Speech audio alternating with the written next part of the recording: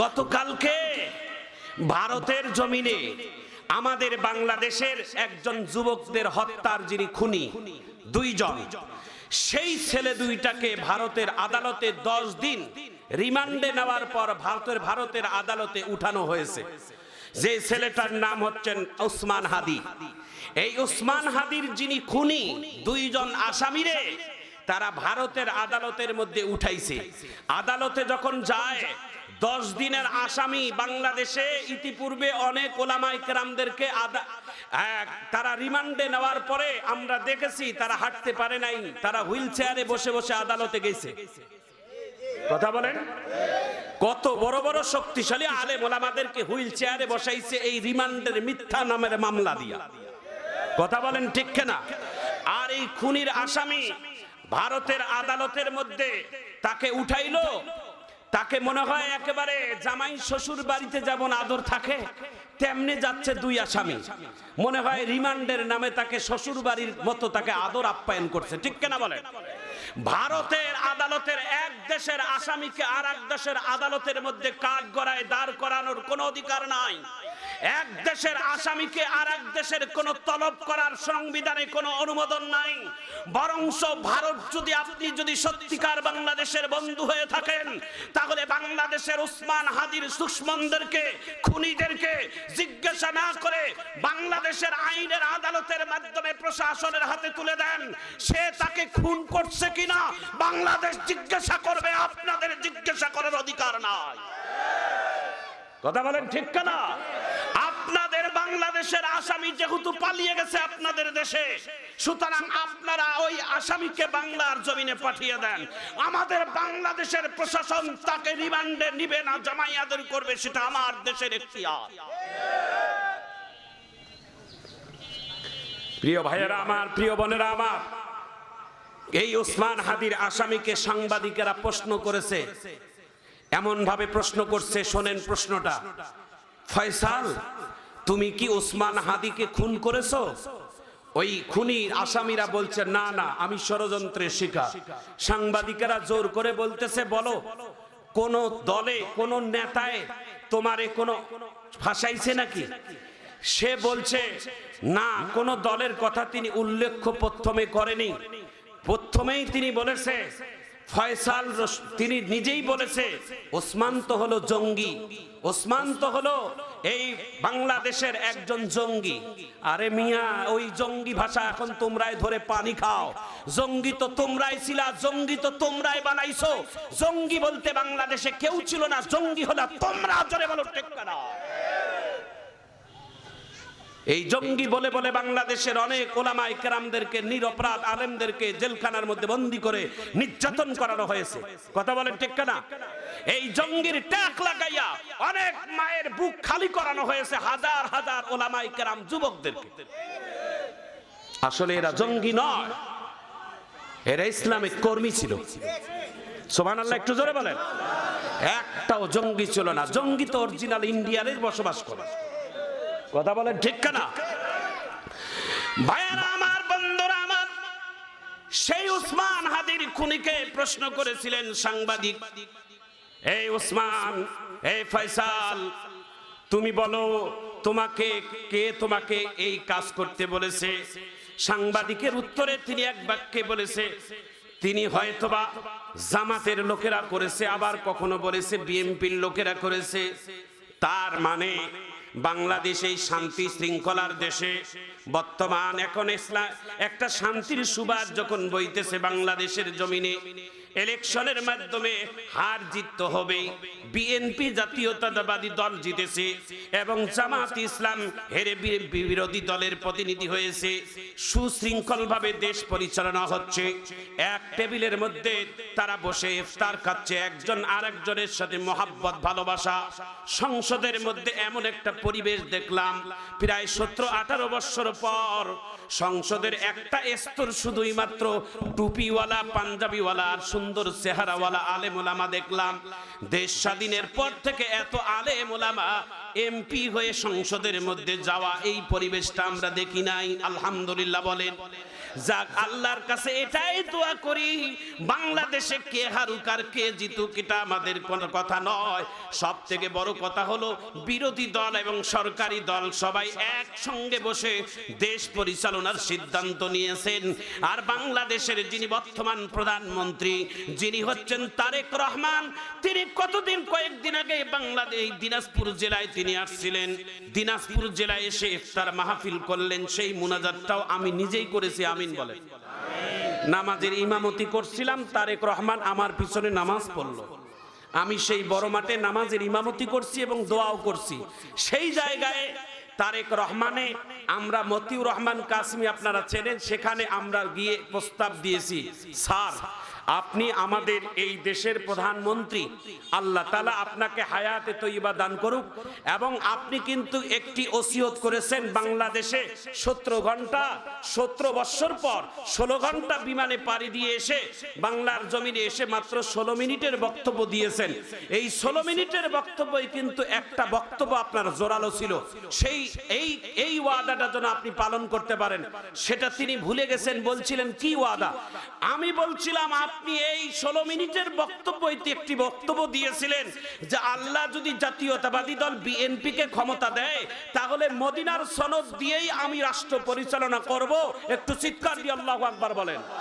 আপনি এই ওয়াদাটা সেই দিন করেছেন, সেই দিন হাজারো ওলামায়ে কেরাম আপনার এই বক্তৃতাটা শুনে খুশি হয়েছে। আমরা যেন মদিনার সনদেই যেন রাষ্ট্র পরিচালনা আপনাকে দেখতে পাই, এটাই আমরা আপনাদের কাছে দাবি, আমিন বলেন। তিনি মুস্কি হাসি দিয়ে বুকে হাত দিয়ে বলছিলেন দোয়া করিয়েন, চেষ্টা করব, আমিন বলেন। এটা বক্তব্য না, ডাইরেক্টলি কথা। প্রধানমন্ত্রীর সাথে আমি সেই দিন এই কথাটা বলছিলাম, আমিন বলেন।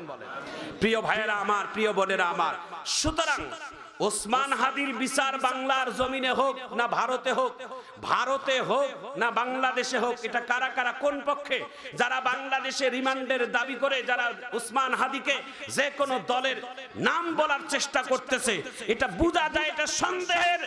তারা ষড়যন্ত্রের জাল বুনাচ্ছে, যে কোনো একটা দলের নাম বলে দিয়ে তাকে বিভিন্ন ভাবে মামলা মোকদ্দমা দিবে, বাংলাদেশের মধ্যে অশান্তির আগুন জ্বালাবে।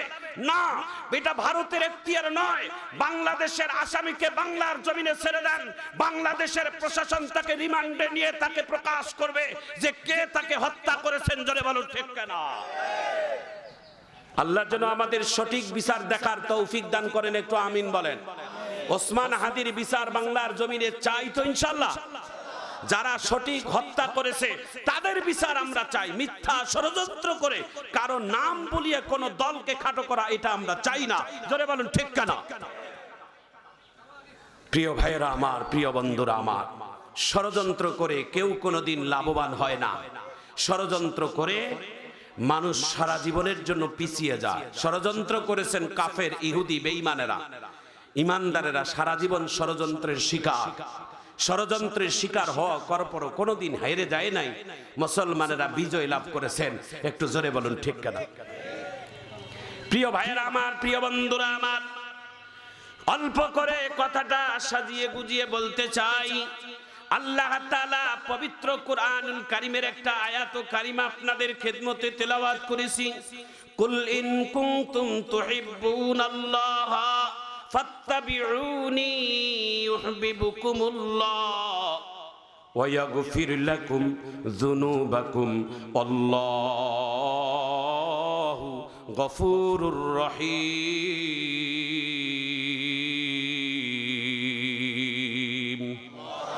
ইযা মাতাল ইনসানু ক্বাতাআ আনহু আমালুহু ইল্লা মিন সালাসাতিন ইল্লা মিন সাদাকাতিন জারিয়াতিন আও ইলমিন ইউনতাফাউ বিহি আও ওয়ালাদিন সালিহিন ইয়াদউ লাহ। তিন শ্রেণী মানুষের কবরের মধ্যে আল্লাহ তাআলা সদকায়ে জারিয়া কিয়ামত পর্যন্ত পৌঁছাই দিবেন। এই কথাটা বলবো আপনাদের সামনে। নবীর মহব্বত, নবীর ভালোবাসা অন্তরের ভিতরে যার মধ্যে থাকবে, এই মানুষটা দুনিয়াতেও সম্মানী হবে, মৃত্যুর পরেও তার সম্মান আল্লাহ তাআলা দিয়ে দিবেন। একটু সুবহানাল্লাহ বলেন। প্রিয় ভাইয়েরা আমার, প্রিয় বন্ধুরা আমার, ইমানের মাপার জন্য একটা থার্মোমিটার আছে। জ্বর হলে যেমন থার্মোমিটার দিয়ে জ্বর নির্ণয় করা যায়, প্রেসার হাই হলো না লো হলো, যেমন প্রেসার মাপার মেশিন আছে, ডায়াবেটিস কমলো না বাড়লো সেটা মাপার যেমন যন্ত্র আছে, ঈমান মাপার যন্ত্র কিন্তু আল্লাহ তাআলা দিয়েছেন। ঈমান মাপার যন্ত্র কি? বলে ঈমান মাপার যন্ত্র হচ্ছে নবীর মহাব্বত, নবীর ভালোবাসা। নবীর মহাব্বত ভালোবাসাই 3.5 হাত বডির মধ্যে কার কতটুকু আছে এটাও কিন্তু ঈমান মাপার একটা হাতিয়ার। আমিন বলেন।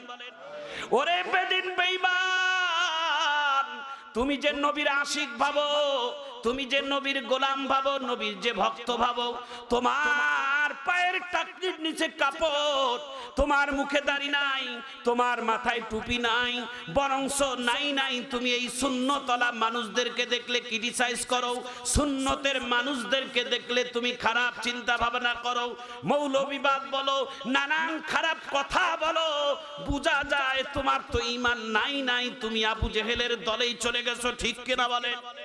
ভাইয়েরা আমার, বন্ধুরা আমার, ইমানদার মানুষদেরকে এইভাবে লাঞ্ছিত করে, এটা যুগে যুগে ছিল, এখনো আছে।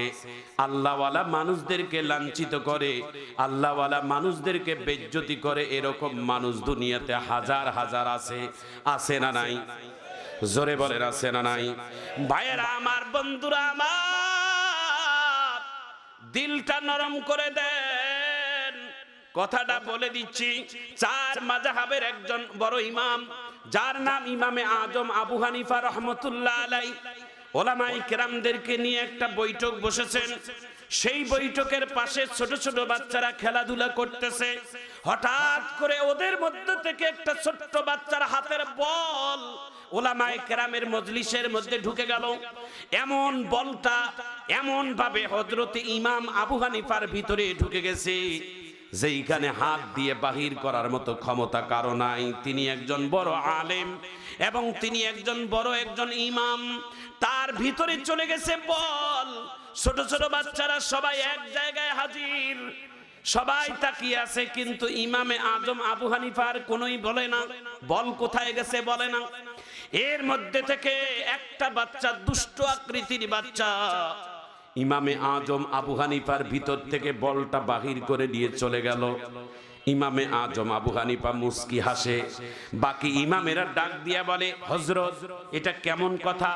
এতগুলো বাচ্চা কেউ আসলো না আপনার কাছে লজ্জায় বা ভয়ে, কিন্তু এই বাচ্চাটা জোর করে আপনার ভিতর থেকে বলটা বাহির করে নিয়ে গেল, খুব সাহস।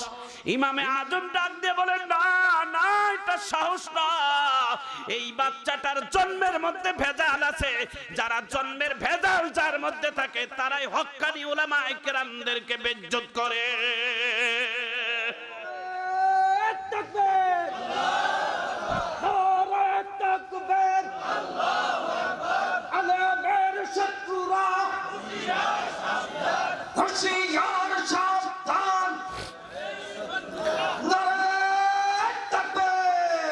ভাইয়েরা আমার, বন্ধুরা আমার, ওলামায়ে কেরাম হচ্ছেন আপনাদের দেশের মাথার, আপনাদের দেশের ডিমের কুসুম। ডিমের কুসুম যখন মাঝখানে নিরাপদে থাকে, আলেমেরা যেই দেশের মধ্যেই থাকুক না কেন, ওই দেশের সব থেকে নিরাপদের সম্মানের মানুষ তারাই হবে। সুবহানাল্লাহ বলেন।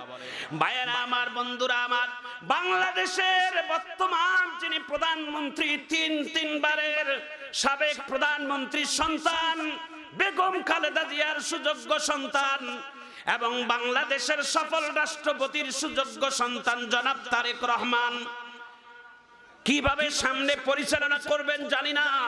যতটুকু সামনে আমরা এই 1 বছরের মধ্যেই, আমরা কয়েক মাসের মধ্যেই আমরা দেখেছি, বাংলাদেশের হক্কানি ওলামায়ে কেরামদেরকে নিয়ে বসে মাশওয়ারার মাধ্যমে বিভিন্ন ভালো ভালো ইসলামিক ডিসিশনগুলো তাদের মাধ্যম দিয়েই নিচ্ছে। আপনারা শুনলে খুশি হবেন, শুধু বাংলাদেশ নয়, শুধু এশিয়া নয়, সারা পৃথিবীর 4 জন বড় বড় আলেমদের মধ্যে একজন আলেম আল্লাহ আমাদের এই ভাঙ্গাচুরা বাংলাদেশের মধ্যে আল্লাহ রাখছে, যার নাম হচ্ছেন আব্দুল মালিক দামাত বারাকাতুহুম। তিনি হচ্ছেন বর্তমান বাইতুল মুকাররমের খতিব। লোকটা দেখতে খুবই বেটো, শত শত মানুষের মাঝখানে একেবারে নিচে পড়ে থাকে, পায়ের জুতাগুলো এমন দেখবে এদেশের যিনি ভ্যান চালক, রিক্সা চালক, তার থেকেও মনে হয় দামি জুতা পরিধান করে। আব্দুল মালেক বিচ্ছের মধ্যে এত বড় একজন আলেম, তার পায়ের জুতা এত দামি নয়। চেহারার পোশাক দিয়ে মানুষের কাছে কোনো প্রমাণিত হয় না। মানুষের দাম বাড়ে, এত কম দামি পোশাক পরিধান করার পরও বাংলাদেশের প্রধানমন্ত্রীর সামনে যে সাহস নিয়ে কথা বলে, এমন সাহসিকতা আলেম ইতিপূর্বে কোনোদিন আমাদের চোখে ধরা পড়ে না। মারহাবা বলেন।